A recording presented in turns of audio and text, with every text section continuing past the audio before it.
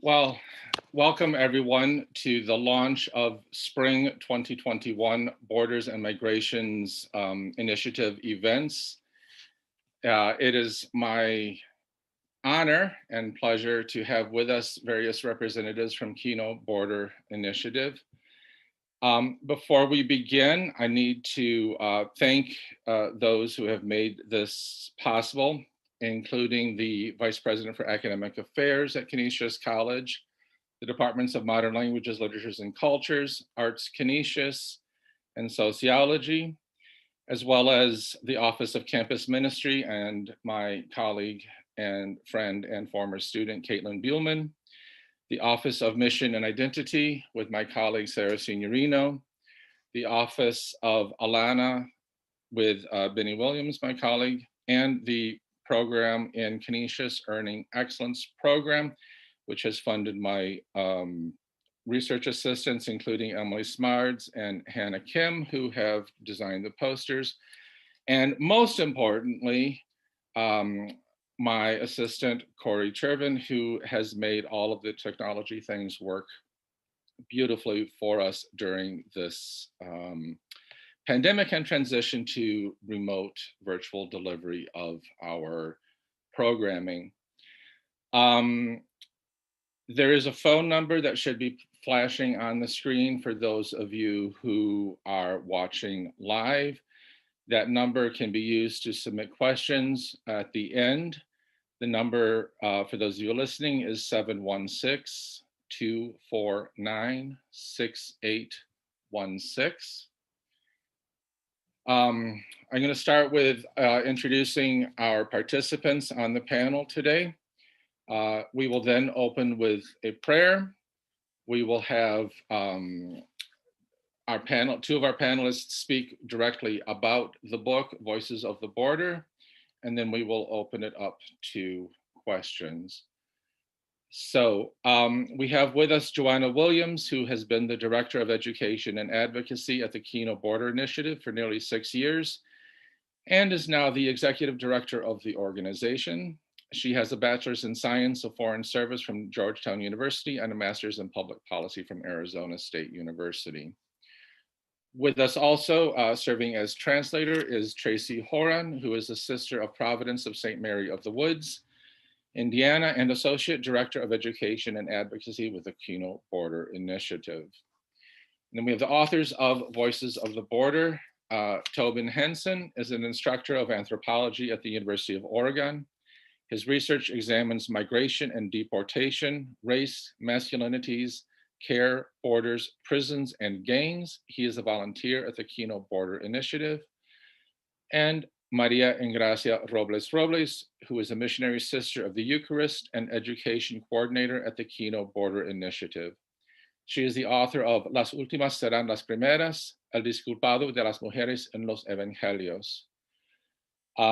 This is marking the book launch of Voices of the Border, which features testimonies collected over the last many years of Tobin and Maria Engracia's work along the border.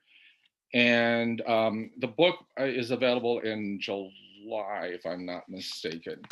And we will link also where you can purchase that at the end, all right?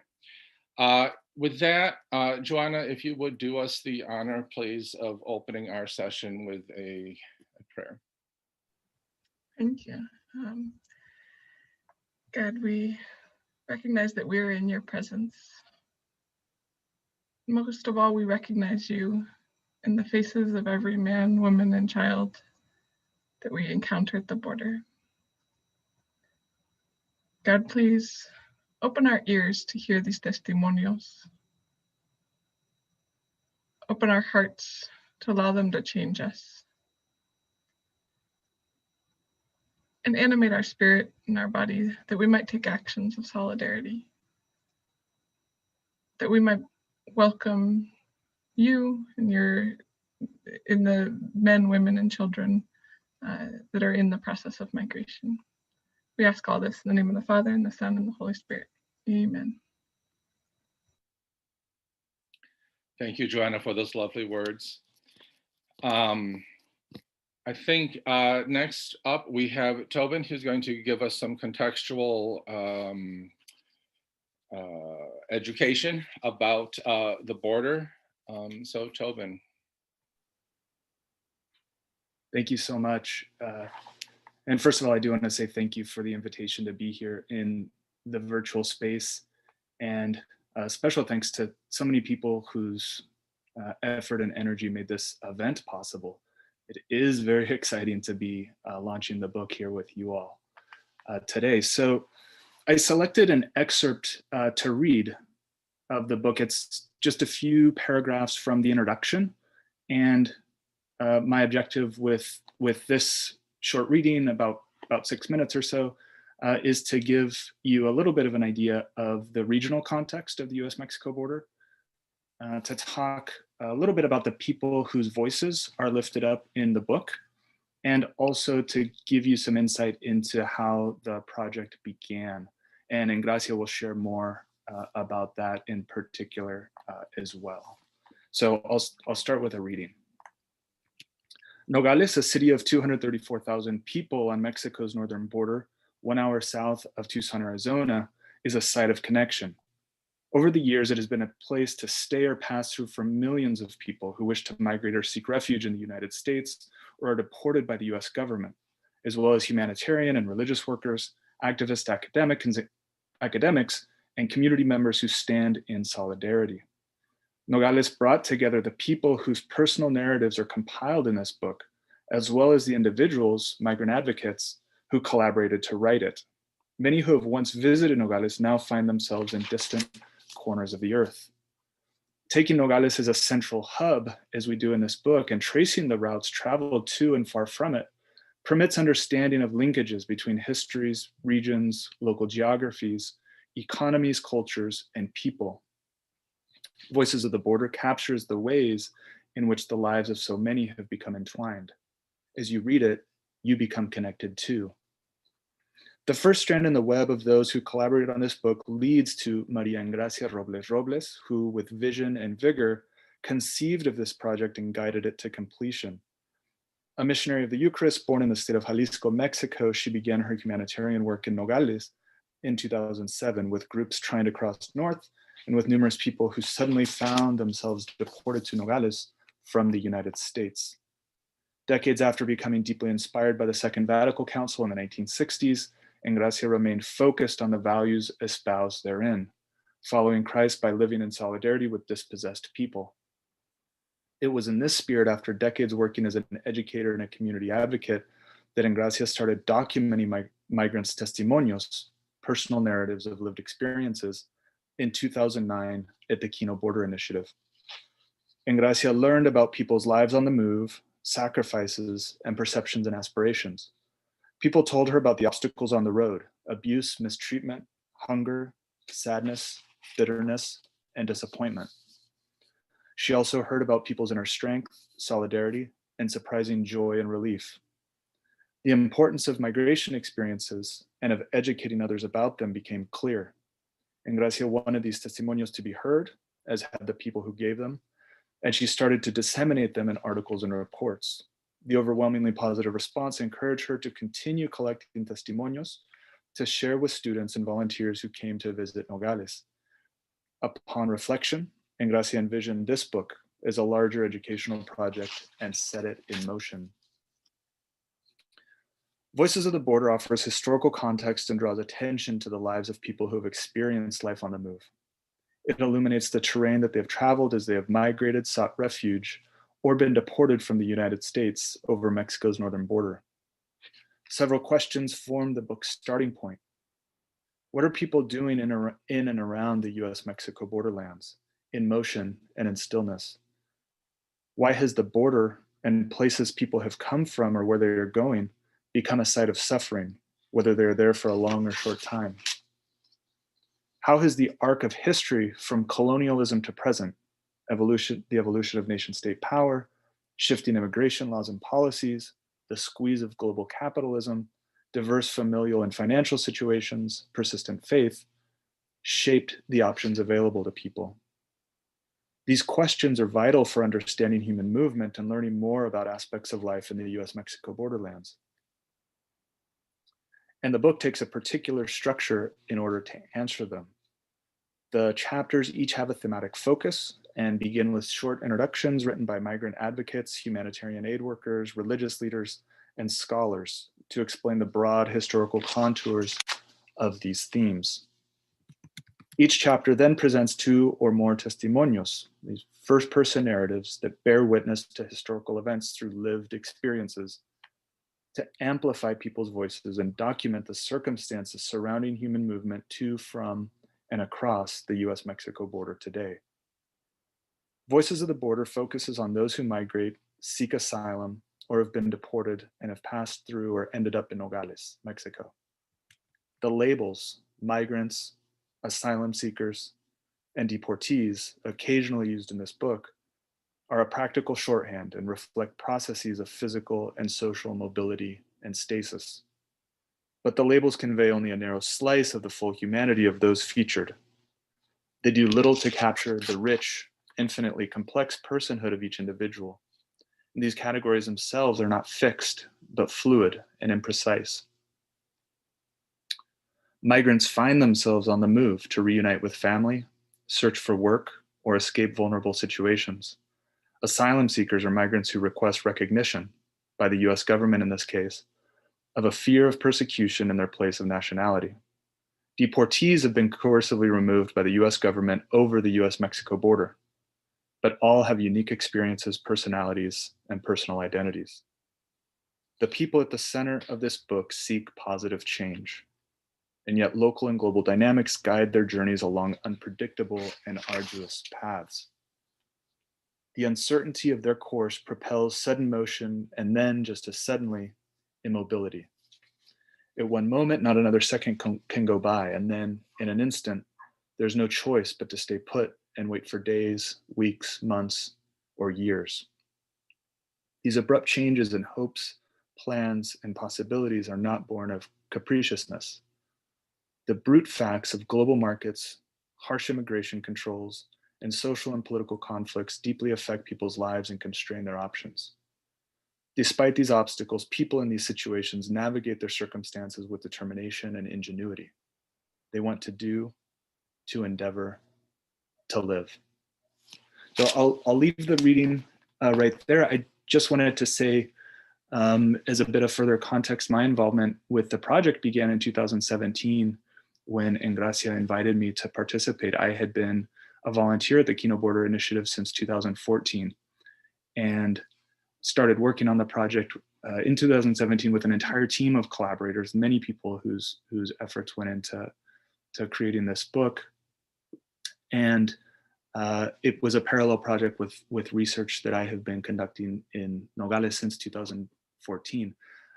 You know, I produce scholarship, I'm a teacher, those are extremely rewarding aspects of my professional and personal life. But on a personal note, I would just want to point out how tremendously gratifying this particular project has been as a grassroots, ground up community participatory action project, educational project. It's been tremendously fulfilling for me to be involved. And so that's why I'm so happy to be with you here today to talk about it. Thank you. Thank you, Tobin, for such a lovely introduction and contextualization about your experience with this, as well as the broader context. Let me switch here to open the screen for our next bit here. Next up, we have Maria Engracia, who will read one of the testimonials, just for people in the audience who are listening. The reading is in Spanish. You can follow along in English on the slides where it has been translated into English for you. Soy Ana Carolina de Guatemala. Tengo 39 años. Solo estudié primaria. A los 15 años me junté con un hombre y tuve 7 hijos, 3 hombres y 4 mujeres. Con excepción de los asesinados, son los hijos que traigo. Mi hija mayor tiene 20 años y el menor 12. 3 hijas son menores de edad, entre ellas una que fue secuestrada, así como el niño de 12 años. Los otros 2 varones mayores fueron asesinados. El padre de mis hijos ha sido una persona muy buena, pero a los 4 meses de tener a mi hijo menor, él empezó a irse de la casa, porque antes él me mantenía. Desapareció 2 meses y me dijo que había intentado cruzar a los Estados Unidos. Yo lo perdoné, pero estuvo 15 días y se volvió a desaparecer. Pasé 5 años esperándolo. Me puse a trabajar en una maquila. Allí conocí personas y me fui desenvolviendo. Lo esperé 7 años, pero me cansé y me busqué este hombre con el que vengo. Mi marido regresó, pero ya no lo acepté. Cuando me junté con el hombre que vivo, pusimos una tienda de mercadería mexicana. Teníamos un mes trabajando cuando comenzaron las extorsiones.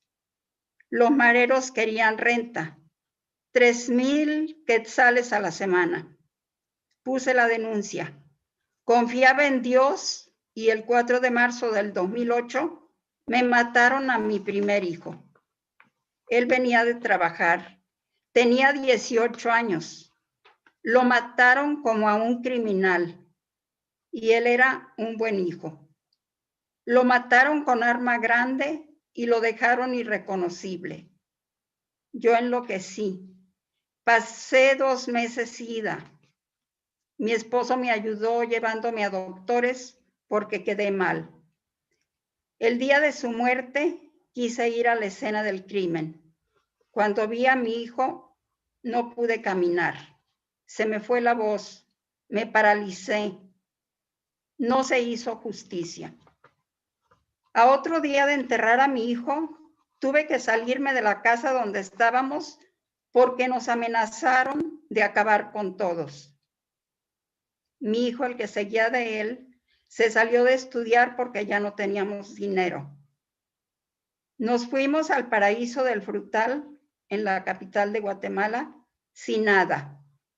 Brian, así se llamaba, quería trabajar en mototaxi y empezó a hacerlo llevando pasajeros a todos lados. Todo marchaba bien. No obstante, yo vivía con el temor. Íbamos a cumplir 1 año allí y un día dijo a mi hijo, vi un carro como que me andaba siguiendo. Yo le decía que no trabajara, pero la situación era difícil. A él me lo secuestraron, el hombre del carro que él me había dicho. Lo bajaron del mototaxi y se lo llevaron. La policía me llamó. Yo guardaba la esperanza de recuperarlo. A otro día mi hijo estaba maniatado y muerto. Nuevamente quedé mal. Me pasaba encerrada. Las fuerzas se me habían ido. Yo dije, si me matan, que me maten. No voy a andar huyendo. Pero luego me secuestraron a mi hija Isaura. Fui a comprar pan. Llegó la mujer de la panadería y me dijo que la habían subido a un carro. Fui a la policía, levanté la denuncia. Y otro día me hablan, queremos 30,000 quetzales. Mi hija estaba siendo torturada. 2 meses y medio la torturaron. Ella iba a cumplir 15 años. La tenían vendada y le decían cosas horribles, como, si no paga la perra de tu madre, te vamos a hacer pedacitos, como matamos a tus hermanos. Vendimos un carro malbaratado para dar el rescate por mi hija y la liberamos. En el 2013 decidí sacar de ahí a mi hija. Saqué a toda la familia y hasta la montaña. Ellas se quedaron allá. Yo me vine con mi marido rumbo a Estados Unidos. Cruzamos por aquí por Nogales. Nos agarraron en el desierto junto con mi esposo. Me llevaron a Tucson. Me dijeron que iban a tenerme 6 meses detenida. Firmé mi deportación. A otro día me llevaron para Eloy. Ahí conocí a una persona de Nogales. Yo lloraba por mis hijas. Le conté todo a ella y me ayudó para pedir asilo. Logré la entrevista. Les conté mi caso. Les dije, no tengo apoyo ni dinero. Pedí mi deportación y me aconsejaron que no lo hiciera. Una señora me ayudó y a los 3 días salí de la cárcel. Me llevaron a su casa, ellas me apoyaron, recogieron una ofrenda para mí y mandé dinero a mi familia. Me consiguieron trabajo, me pagaron mi primera semana y mis hijas estaban contentas. Después a ella me mandaron decir que habían llegado 2 cartas de amenaza. Yo me volví loca y me quería venir. Ya no pude quedarme. Me regalaron $, y me vine. Me quedé en la frontera México-Guatemala y un pariente fue a traer a mis hijas. Me atropellaron a Alam, mi hijo menor. Me llevaron a mis hijas a la frontera. Estuvimos en Hidalgo, Chiapas. De allí nos deportaron 3 veces a Guatemala. En Tapachula estuvimos 7 meses. Ahí nos dieron apoyo y arreglamos permiso. Total, en México llevamos 1 año y medio sufriendo. Unas veces en las cárceles de Tapachula, otras trabajando o viajando. A veces sin un peso en la bolsa. Yo lloraba y decía, ¿qué van a comer mis muchachitos? Ahora aquí estamos, nuevamente para pedir asilo en los Estados Unidos. Pues esta historia yo la recogí en el albergue, un pequeño albergue que iniciamos. Yo llegué a Nogales el 2017 y llegué precisamente para hacer una encuesta para ver cuál era el servicio más urgente que se requería porque los jesuitas estaban proyectando hacer un trabajo, una obra en Nogales. Y yo inicié haciendo una encuesta para ver las necesidades. So this testimony is one that I got from a shelter, a small shelter that we started in Kino. I arrived at first in 2007, and what I did at the beginning was to figure out for the Jesuits what was the most important service that we could offer. And that's how I started out at the beginning, doing interviews to find out what that was. En esa encuesta descubrimos que lo más urgente de inmediato para los deportados era comida y era albergue. Iniciamos un pequeño albergue y un comedor provisional que luego funcionó 12 años y el pequeño albergue donde iban especialmente las mujeres que se veían o que estaban con más vulnerabilidad. And so in those interviews, what I discovered was that the most urgent needs were food and shelter. And so we started a small shelter at that time and also a provisional soup kitchen, which continued running for 12 years. That shelter, we really focused on women who were the most vulnerable. El albergue era un lugar, un espacio para las mujeres muy agradable, donde ellas compartían sus historias. Y ahí empecé a darme cuenta qué variedad de experiencias llevaban las mujeres que yo ni imaginaba. Mucha violencia, violencia intrafamiliar, violencia en los caminos por donde migraban de parte de las autoridades, violencia para las personas centroamericanas, de los grupos. una variedad grande, lo que vivían en el desierto, la soledad, el hambre, el cansancio, que se quedaban muchas veces abandonadas, mujeres solas, que se tenían que subir a los árboles para protegerse, muchas experiencias. And that shelter was really a comfortable space for the women where they could share their stories.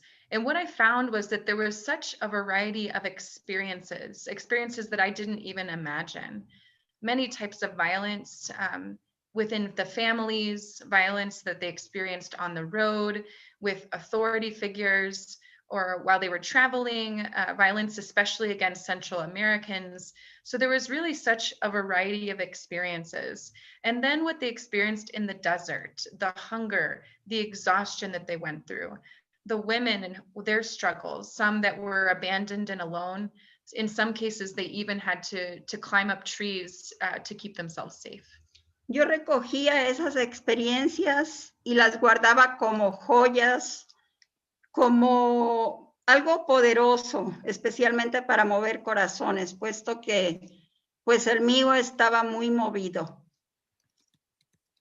Pasaron años en los que yo realizaba ese trabajo y finalmente, bueno, yo inicié con permiso de ellas, publicándolas, las enviaba inicialmente a monasterios para que por lo menos las monjas conocieran una realidad y tuvieran motivos para hacer oración.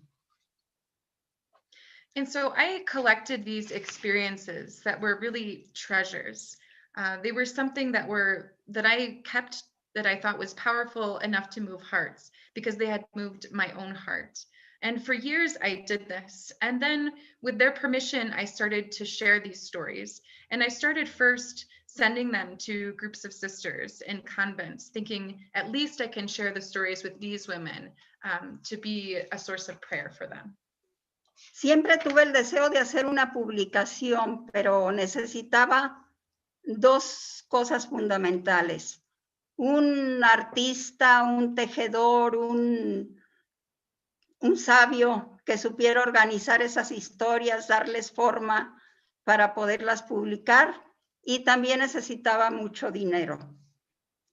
Más o menos alrededor del 2016, entre 16 y 17, conocí a Tobin. Fue un viaje que realizamos de Nogales al Paso, Texas. Y es curioso, el primer momento yo tenía temor de encontrarme con él y hacer un viaje tan largo, y decía, ¿de qué vamos a hablar? Tenía el prejuicio de que los antropólogos son ateos. Y yo decía, ¿cómo voy a sostener una conversación, un ateo y una monja, durante largas horas de camino?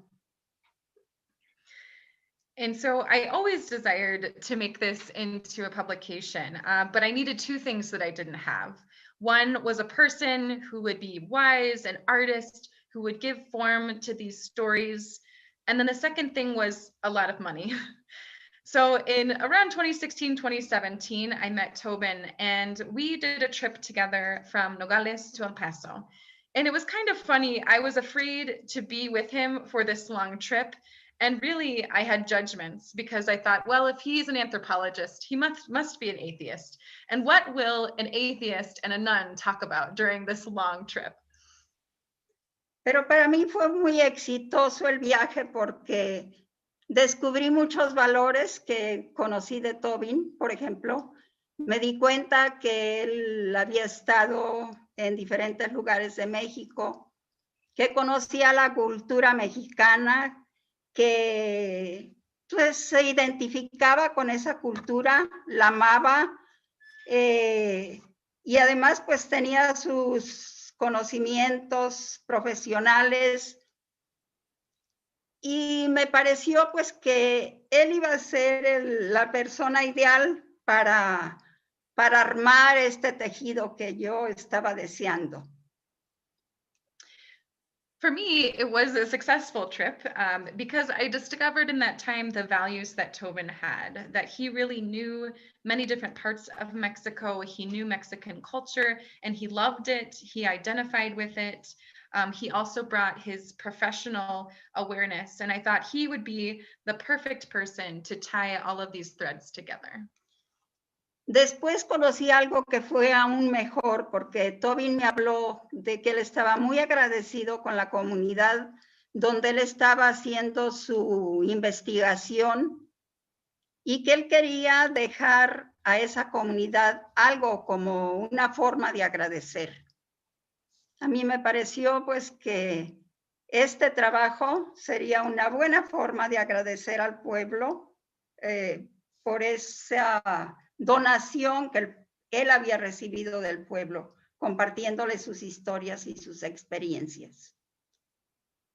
And then I learned something even better from Tobin. I learned that Tobin was grateful for the community where he had done his research, and he wanted to do something to express his appreciation for the donation, the gift that he had received from the people in the form of their stories and their sharing.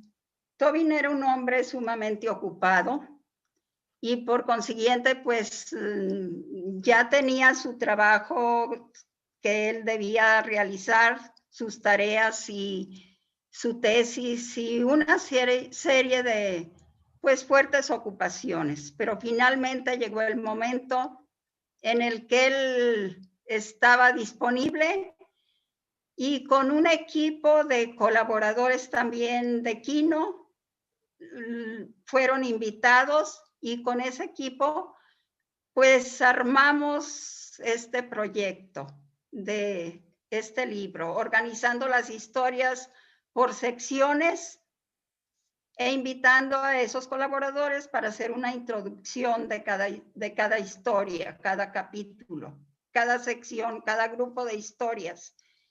Y pues desde luego que Tobin fue el asesor, el coordinador, el que pues reunía y revisaba todo esto. And Tobin was a very busy man. He already had his own work that he was doing, his thesis, and then a series of other things that occupied his time. And so finally, there came a moment when he was a little more available, and we decided to invite a team of people to come together from Kino to put together this book and to start organizing the stories by section. And Tobin was really the coordinator, but we invited other people to write the introductions to each one of these sections. Tobin trabajó mucho y fueron pues desde el 17 hasta el presente. Él no ha bajado la guardia y había momentos en los que yo pensaba que ya el proyecto no se iba a realizar, especialmente ya cuando se veía pues la falta de dinero. Ante eso, pues no había ninguna posibilidad. Casi era lo más seguro que tendría que ser no un libro editado, sino pues un libro virtual. En ese momento, Al de los jesuitas, el director de la universidad, no, del editorial, George Sain, él vino a Nogales y alguien le platicó de este proyecto y Tobin se contactó con él y acertamos en que él aceptó el editar este libro. So Tobin really worked a lot. From 2017 until now, he really didn't let his guard down. Me, on the other hand, I had moments when I thought, well, I don't know if this project is really going to be completed. And more than anything, the money, I thought, without the money, it won't be possible. And so at one point, given those realities, we thought maybe this will not be an edited book. Maybe this will just be a virtual resource that we won't be able to publish. Until at one point, Al Bertrand from Georgetown University Press visited Nogales on an immersion, and someone told him about the book project. And then Tobin followed up with him, and he agreed that yes, they would publish the book. Y pues en este momento solo me resta agradecer especialmente pues a Tobin, que fue el gran colaborador. Sin él no hubiera sido posible llegar al final de este libro. A los colaboradores de capítulos, de los que Joana es parte también. Y pues a la universidad, especialmente a ustedes que en este momento nos están ofreciendo este espacio.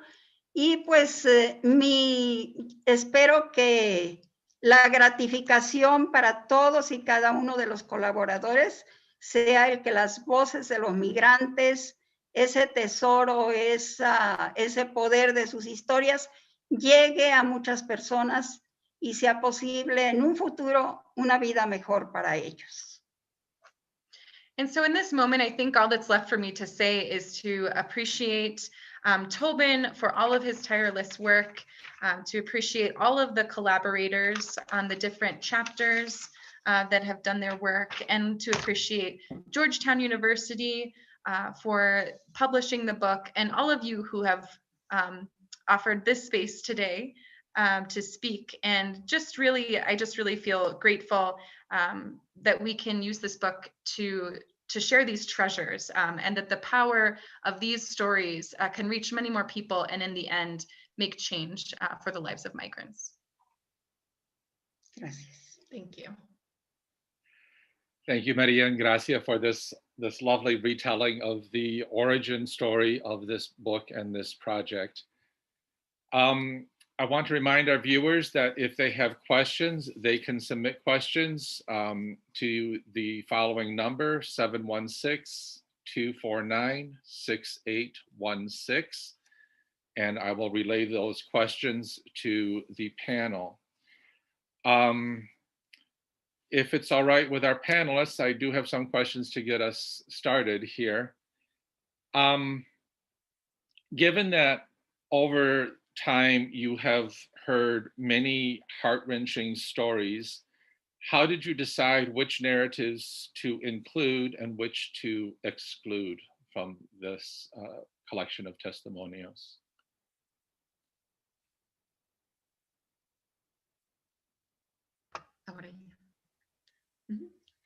Voy a iniciar y luego dejo la segunda parte a Tobin.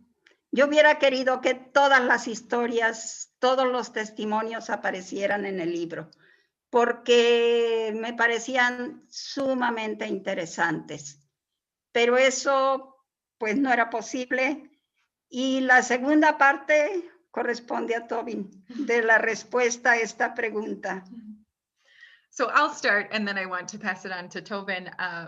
For me, I would have wanted to include all of the testimonies because they just seemed summarily interesting to me, but that was not possible. And so I'll pass on the real answer to the question to Tobin. Thank you for that.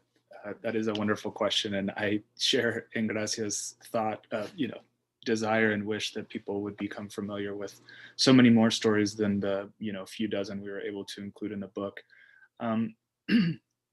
Over the hundreds of testimonios that Ingracia has collected over the years, and the stories that I've heard, really it's what we were interested in was recognizing some of the patterns that we saw occurring over and over again, similar motivations for folks being on the move, similar difficulties in transit, similar obstacles that folks face in attempting to be secure and safe on the move and seeking a place to live in Mexico or in the United States, in places around Latin America. So really, while at the same time recognizing that each story is unique, there is this patterning effect, and there are certain types of themes that we can identify as being strands that run through many narratives. And we really tried to offer some broad representation. We also wanted to have representation in terms of, we have some Indigenous folks, stories reflected in the book, We have people who live long lives in the United States and then were deported as non-citizens of the United States. Those stories are reflected in the book.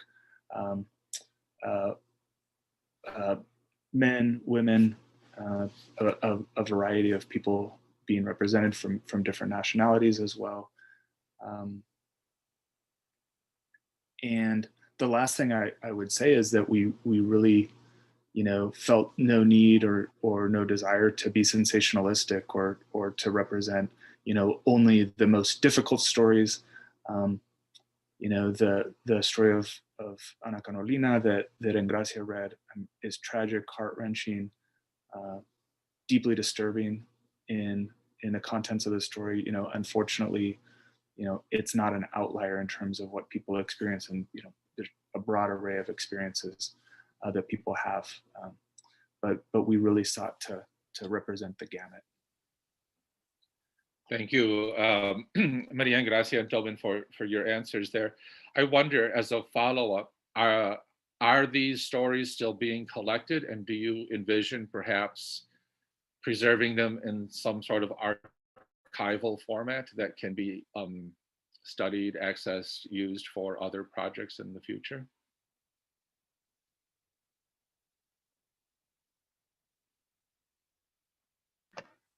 Yo actualmente no, por la pandemia. Esto me ha obstaculizado el contacto con los migrantes, pero sí sé que continúan recogiendo algunos testimonios y que esos testimonios inclusive pues los están presentando en algunos espacios donde pues quieren en alguna forma incidir en algún aspecto que se requiere. So in this moment, I'm not collecting testimonies because of the realities of the pandemic, but I know that others do continue, and they are sharing those testimonies that they continue to collect in other ways, in other fora, to try to advocate in some way.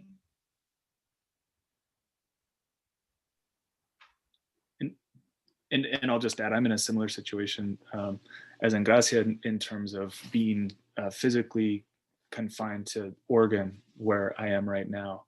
I haven't been to Mexico since calendar year 2019 because of the pandemic. So the first time in maybe a couple of decades that I haven't been able to do seasonal work in Mexico and the United States. So that's the sort of narrow answer to the question, but more broadly, this is important work, and we would hope that folks would continue to carry out this work of documenting and seeing people's experiences as part of a living historical record, and that it would carry forward.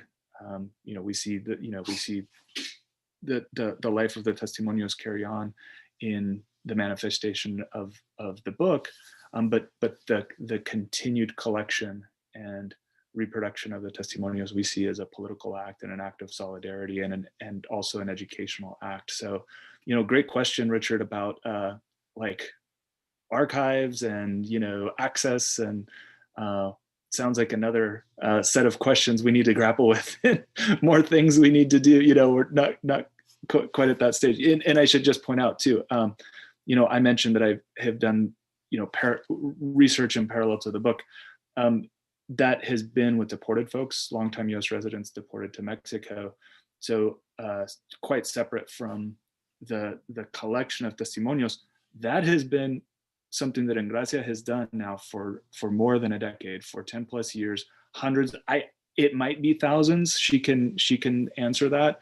But it's certainly thousands of hours, if not tens of thousands of hours of this documentation work that she has done. So she is the one that has been steadily, consistently doing that work for a long time and built an enormous archive and collection of testimonios. Thank you, Tobin. Maria and Gracia, did you want to add on to what Tobin said?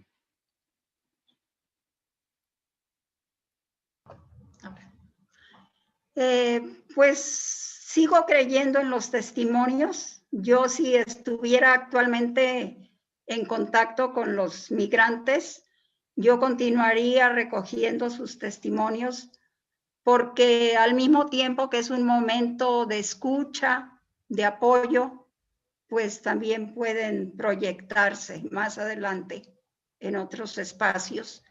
Y la verdad que han cambiado mucho, cada día son diferentes historias, diferentes relatos.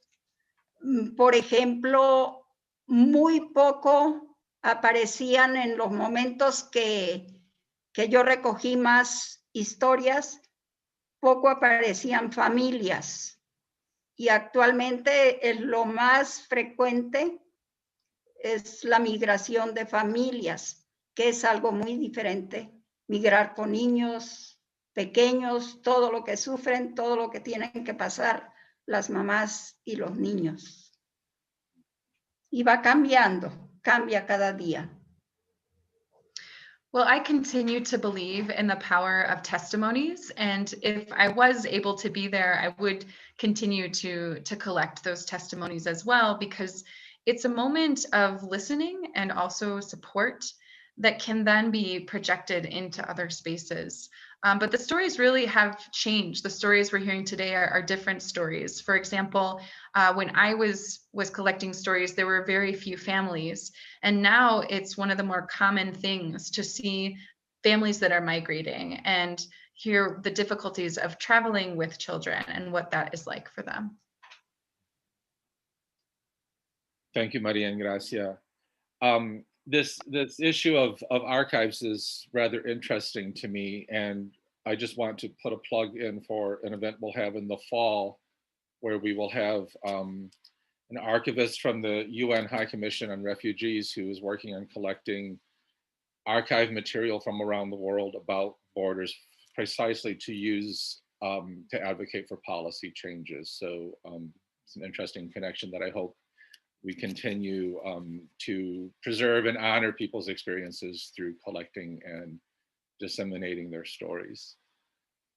Maria Ingracia and Tobin, you both had mentioned that in the this last year or so, the collection of stories has been limited due to the pandemic. I'm wondering if you have had any contact with people from the migrant and deportee communities who are saying anything about the pandemic. In other words, have you collected any stories about the pandemic or not yet?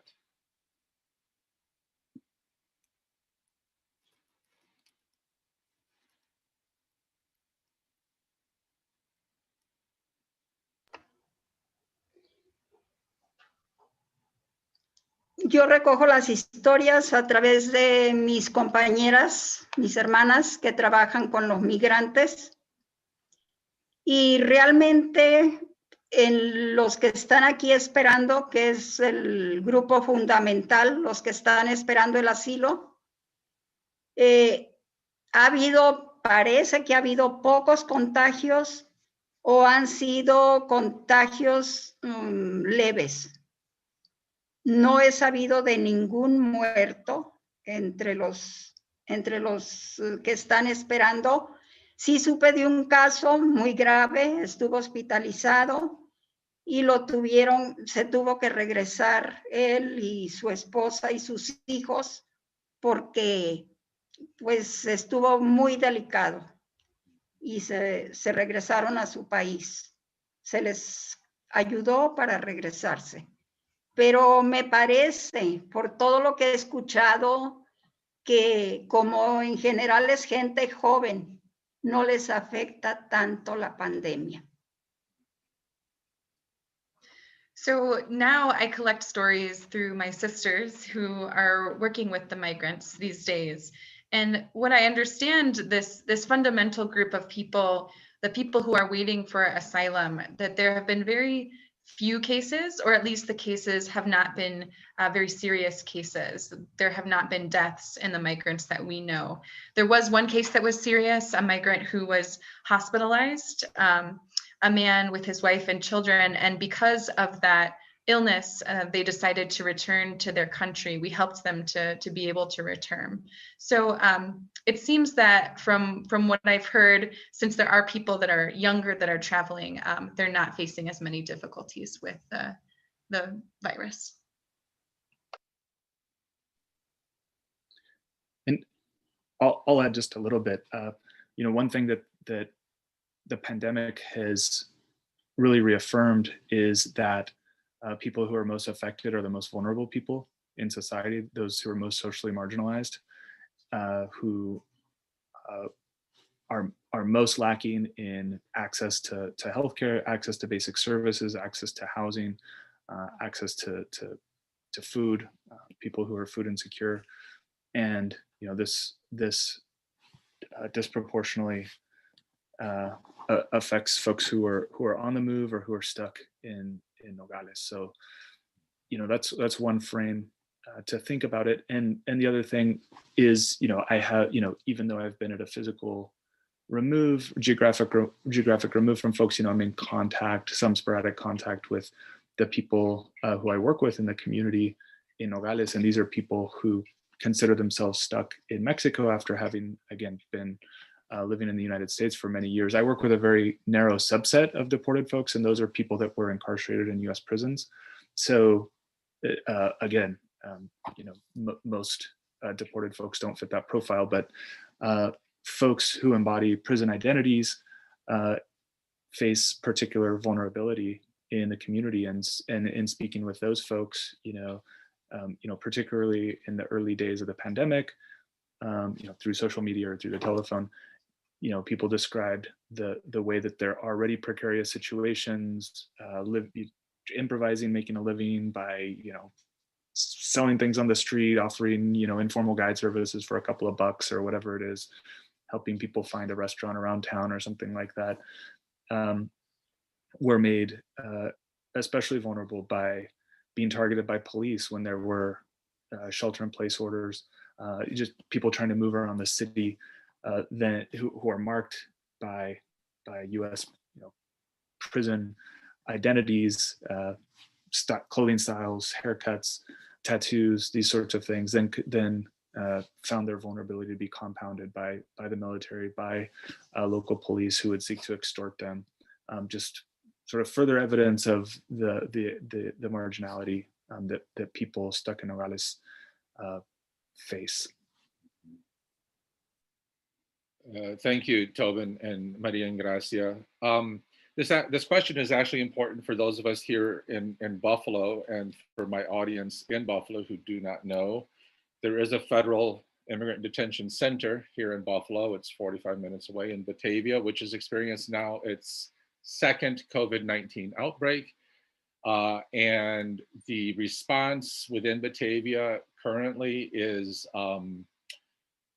solitary confinement, which is punitive rather than preventative. And in response, some migrants in detention there are staging a hunger strike, which of course also increases other vulnerabilities for them. If anyone is interested in that and in local advocacy work in that regard, I would encourage you to reach out to Justice for Migrant Families. And I will put that information also in the links shortly. There's a couple questions about the book, which I want to save for a little bit later. But another question that several people have asked, and again, for those watching, you can submit a question via 716-249-6816.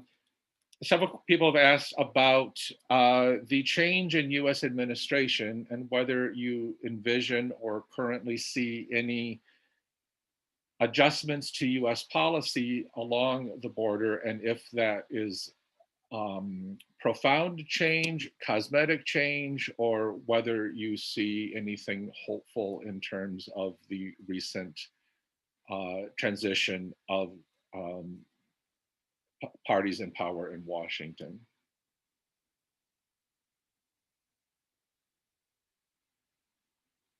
¿Quieres empezar, Toby? Si quieres, empiezas tú. Muy bien. Muy bien. I'll go ahead and start. You know, that's a tough question. It's a huge question. You know, the answer remains to be seen. I wish I could feel more optimistic than I do. You know, perhaps the suggested move forward by the administration, you know, sent to Congress in the form of, you know, actual draft legislation. You know, perhaps that's a good starting point. It seems that Democrats are not at least negotiating against themselves. You know, it's ambitious in, you know, what the proposals are. However, and what I would point out and what we address, I think, with a lot of depth in the book is the historical dynamics. I mean, you know, we might call it a path dependency, the bipartisan nature of immigration, restrictionist immigration policies that have intensified over and over again. You know, we literally start in contextualizing some of these things in the chapter introductions.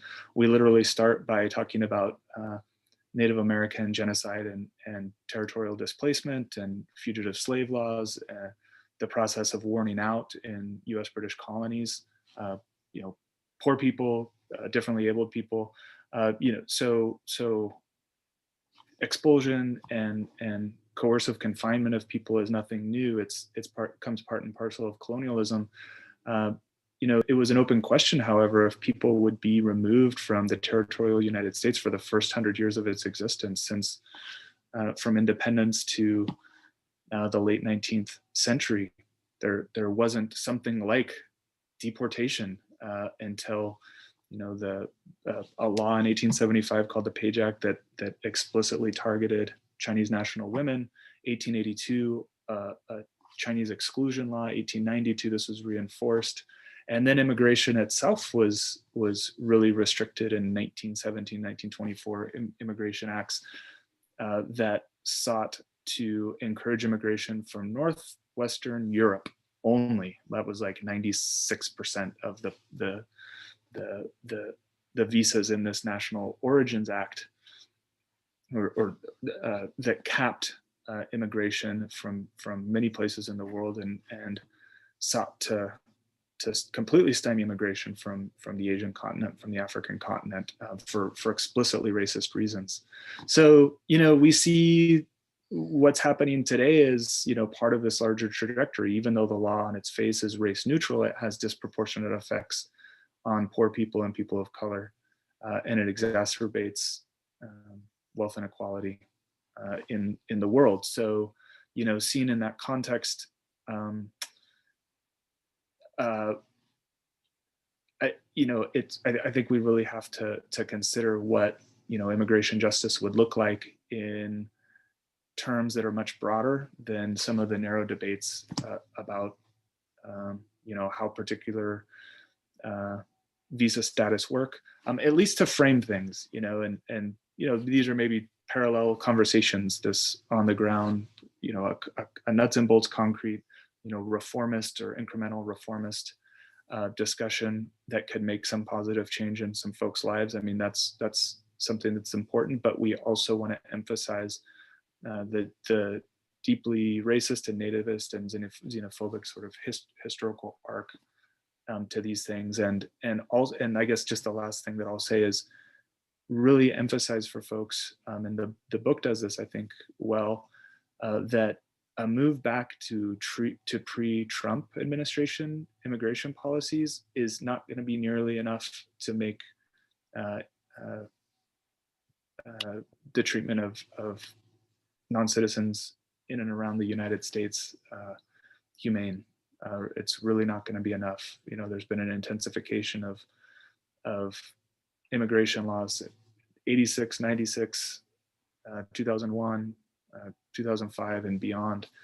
We mentioned the Trump administration and some of the impacts that have occurred in the last few years, but a roll back to 2015 is not in any way going to be a viable situation if people are interested in alleviating suffering of so many people who are seeking to move. Thank you, that thorough answer, Tobin. María Ingracia, do you have anything that you'd like to add to that? Estaba pensando en lo que dice una de las que están esperando asilo, una mujer, dijo el día de ayer, me siento más nerviosa en este momento que en el momento en que salí de Venezuela.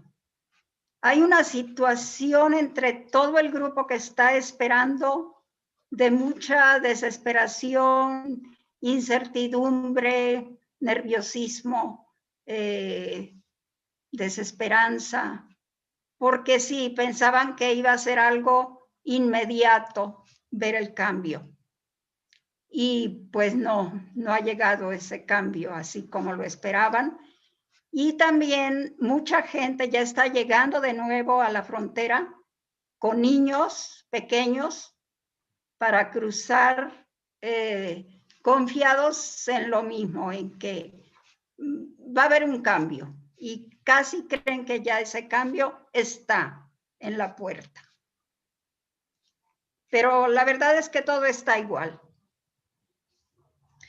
So I think this is expressed best in the words of a woman waiting for asylum recently told me that I feel more nervous now than I did when I left Venezuela. And I think this expresses a desperation that comes with this uncertainty and the nervousness of this moment. Because for many people, they were hopeful and they thought that maybe this change with the new administration would be immediate. And that has not happened. There are also people who are arriving with young kids to cross, trusting that now there might be an open door, and that's just not true. The reality is that things here on the ground are the same as they were before. Thank you for your answers on that. I on a personal note, agree that I think there was a lot of hope, but there is a lot that remains to be seen in terms of whether there will be actual changes on the ground. So I want to take a minute to have you guys respond to some of the questions specifically about the book. One question is, will it be available in Mexico for purchase and delivery? And the other is, do we have to wait until July to get the book, or can we do an advanced order? And I believe I know the answers to those, but I will let you answer those.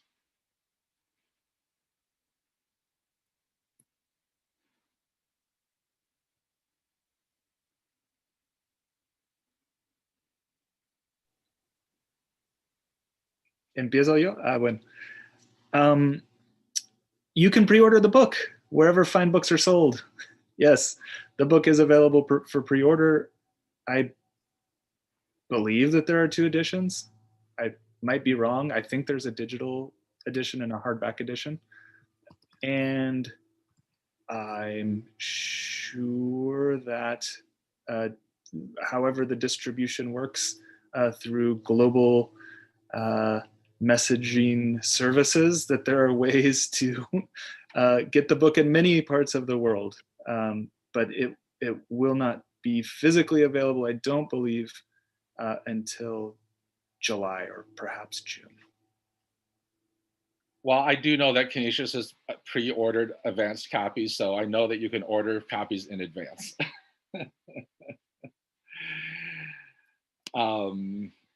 And it's bilingual, correct? So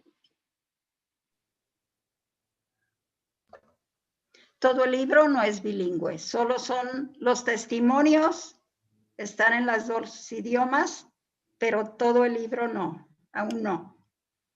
okay. So not the whole book. The testimonies, yes, are in both languages, but not the introductions. Mm-hmm. Okay. I also put a link to Georgetown University Press in the chat, which will then be available for those of our viewing audience should they like to access that as well. And again, for our listeners, 716-249-6816, if you would like to submit a question. having heard these stories yourselves and having shared a few of them with our audience, what can people do? How can people respond effectively? How can they have an impact? And what can individuals do to alleviate the suffering and address the concerns raised from these testimonies?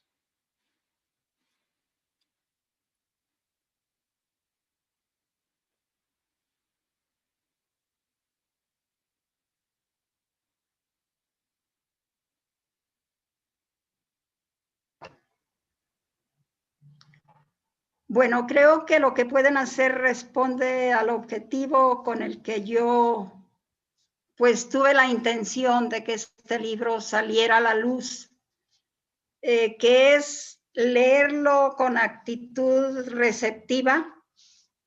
Y yo sí creo que para hacer un cambio se requiere que cambie primero la mente, que cambie el corazón. Y por eso sí creo que puede tener un impacto en leer el libro para empezar a ver la vida en diferente forma. El racismo sería lo primero que habría que ir eliminando, y en eso pues creo que está la mano de todo mundo, está a nuestra mano.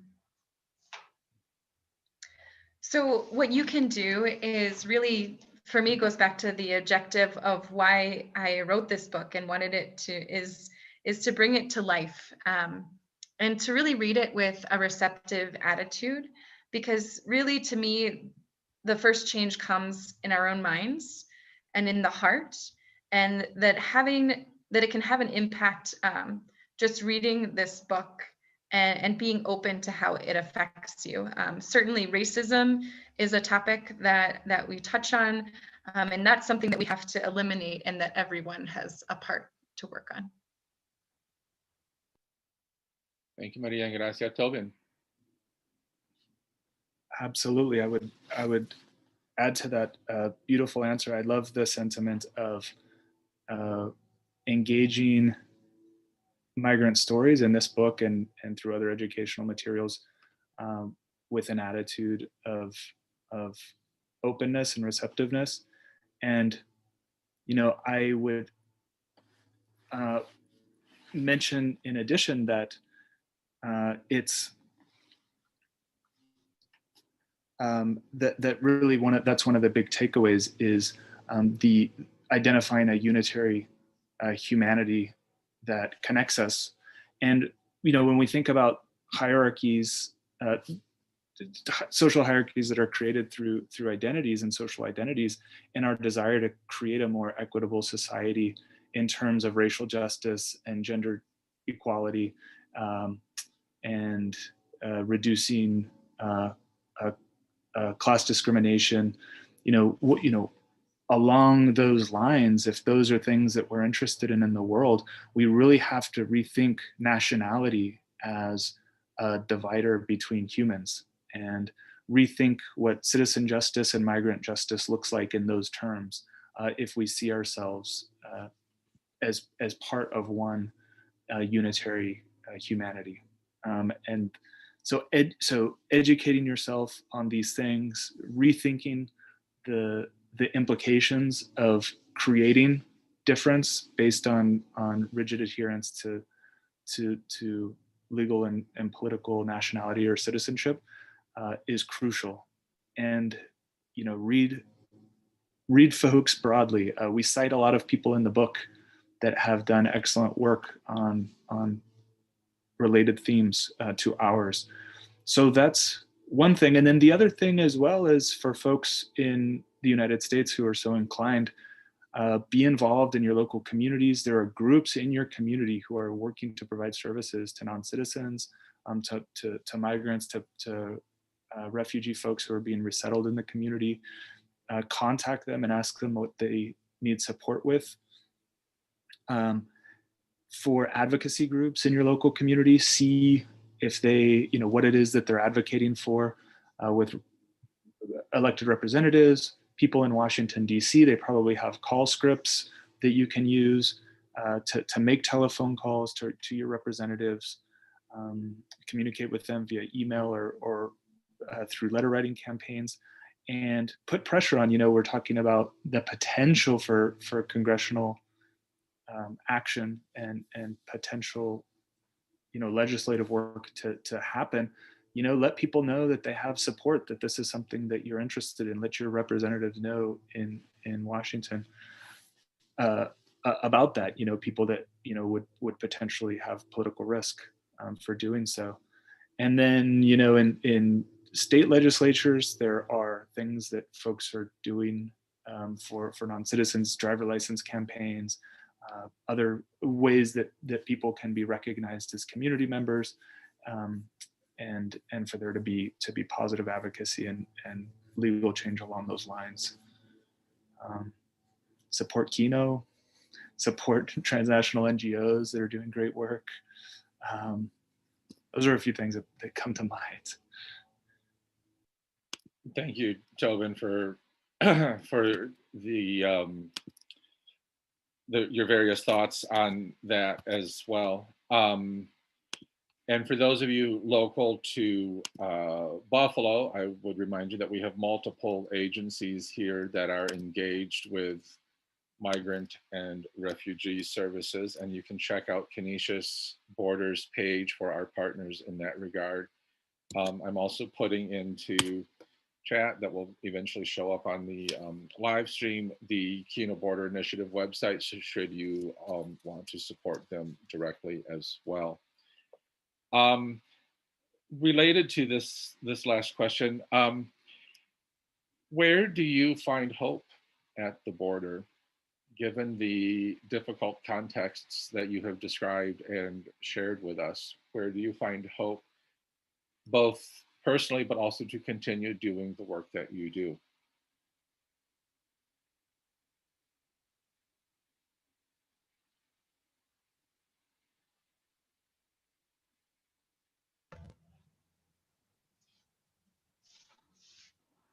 Bueno, yo creo en la gente. La misma gente y su necesidad me anima a continuar trabajando.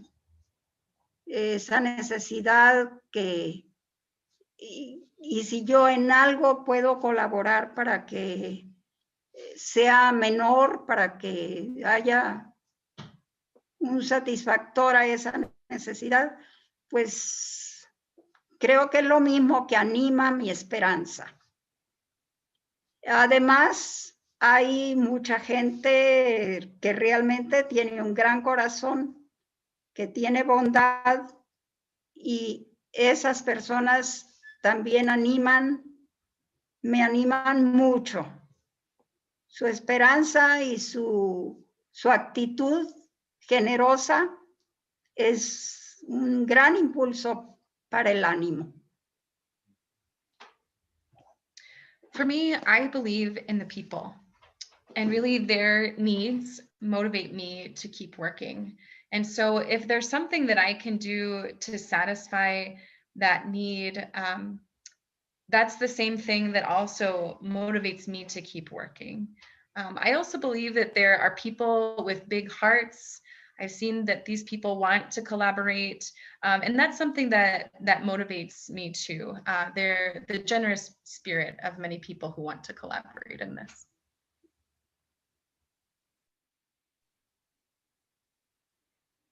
Oh, that's so beautifully put, and I share that same sort of wellspring of hopefulness within Gracias is people. It's the folks. So people face so much hardship and difficulty, susceptibility, vulnerability, but their lives are so vibrant. People in these really tough situations, their lives are so vibrant. They're so full of humanity and fun to be around.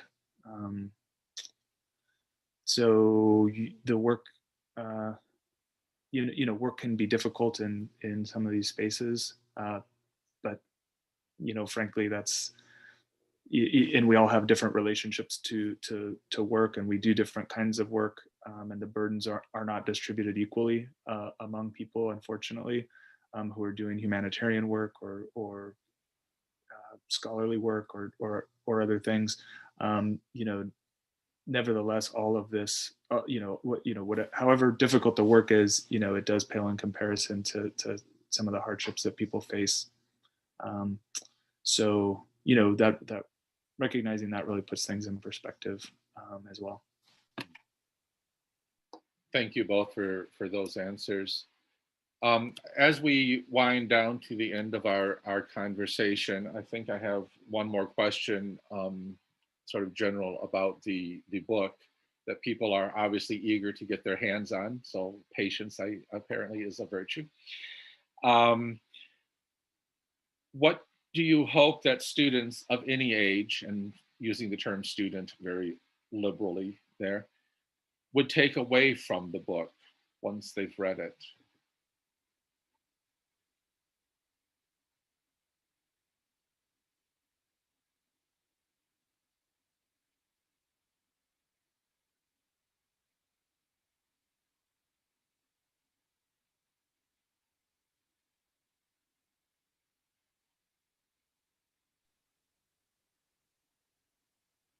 Joven o María? Estaba recordando a Joana cuando era estudiante y me va a inspirar en este momento. Joana llegó a Quino muy joven, todavía no tenía la mayoría de edad, y la recuerdo que al conocer toda esta realidad, pues vivió algo muy fuerte internamente. Y ella no sabía cómo iba a regresar cambiada a su universidad y viendo a los compañeros y sabía que no iba a ser comprendida porque ella había tocado esta experiencia, había tocado el dolor de cerca y pues iba con esa convicción. A mí me gustaría que en alguna forma esto pasara en los estudiantes a leer las historias, a leer los testimonios, que realmente se dejaran impactar, que se ubicaran en el lugar de esas personas y se sintieran movidos e invitados a hacer algo, a hacer un cambio de algo. Eso me gustaría. I was just remembering Joanna when she was a student, and so she's inspiring me in this moment. But she was very young. She was still a minor, and when she was here, lived something internally powerful. And she said that she didn't know how she would return back to college, to her peers, after touching this pain close up. And it was with that conviction that she left from her volunteer experience. So my desire is that this would happen for all students who read this book, that they would let themselves be impacted by it, that they would really find themselves in the shoes of these people, and that would inspire them to make a change. Thank you, Maria and Gracia, for that lovely and inspirational story of Joanna's experience. Tobin, would you like to add anything to that as well? Sure. Thank you for asking. Really it's two things. It's the humanity of the people whose lives are centered in the book, number one, and number two, the historically constructed nature of social and political ethos and set of laws and practices that produce particular outcomes, such as people not being able to gain admission to the United States, or people being expelled from the United States when what they seek is to live and to move around, as many people do in the world.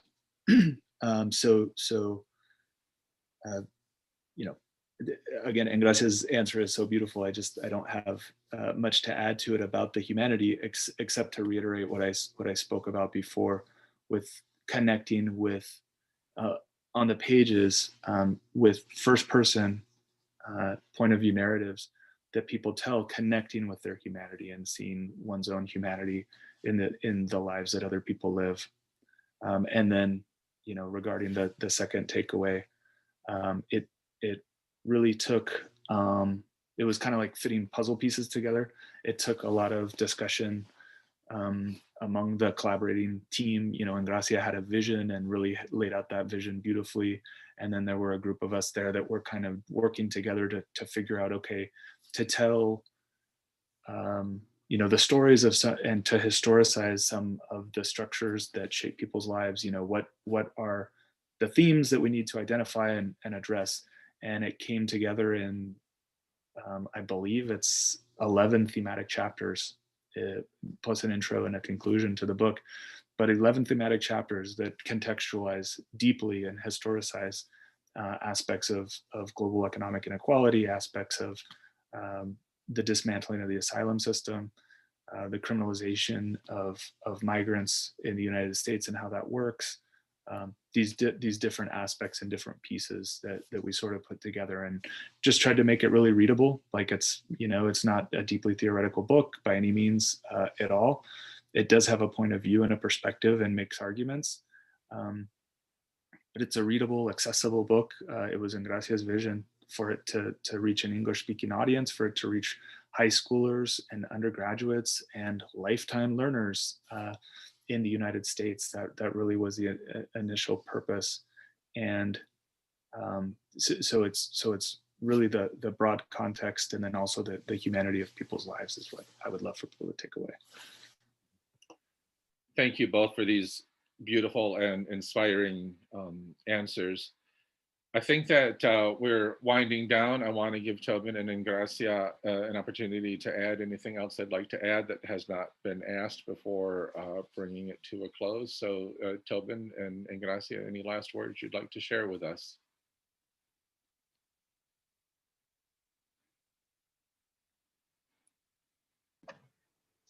Yo solo agradecer esta posibilidad de que estos testimonios, estas historias sean conocidas por toda la gente que va en alguna forma a conocerlas a través del libro. Gracias a todos los que colaboraron y a quienes lo están haciendo posible. Muchas gracias. I just want to appreciate this possibility, the fact that these testimonies will become known to many people through this book, and all of the people that worked to make this possible. Thank you so much.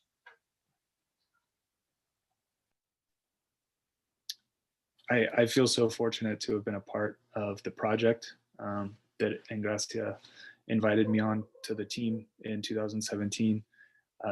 And that with the work of so many people across national borders, but in different institutions with different sort of positionality and relationship to things going on in the world, we came together and pulled this off, and hope that it has an impact for folks. Thanks so much.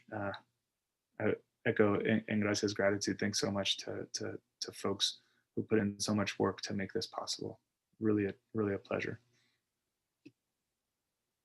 Thank you both, and thank you, Tobin and Engracia, for taking the time to share with us your experience with the book and the testimonies, with sharing and centering the stories of so many people through this book. We look forward to being able to read the book once it's out.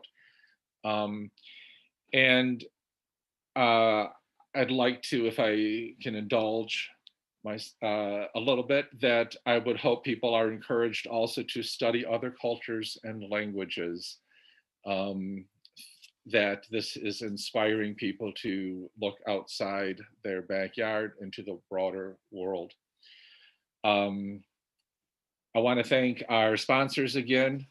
I want to thank in particular Tobin, Engracia, Joanna and Tracy, who though you didn't see her, you heard her. And especially want to thank my assistant Corey, who made all of the technological aspects of this flow so beautifully. So thank you all. The video will be available for viewing later on the Canisius webpage, and we will share it also with Kino Board Initiative and our other participants, so it can be viewed in other spaces as well. And on that, I would like to bring it back to Joanna, the young woman transformed by her experiences at the border with Ingracia, for a closing prayer. Joanna. Thank you. As we start this prayer, we will just take a few moments in silence to think, what is the grace that we're sitting with after this presentation? What are the words that we heard that are still resonating in our heart?